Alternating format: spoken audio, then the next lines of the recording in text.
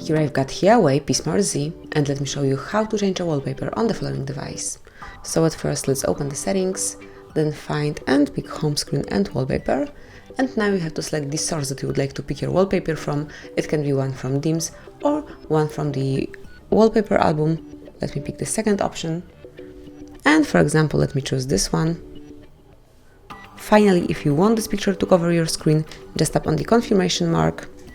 And the last step is to decide if this picture should cover just your lock screen, your home screen, or maybe both of them. And I will pick both. Wait a couple of seconds. And as you can see, this brand new picture is covering both your home screen and also the lock screen of your HUAWEI. So that would be all. That's how you can smoothly and easily change wallpaper on your device. Thank you for watching. Please subscribe our channel and leave the thumbs up.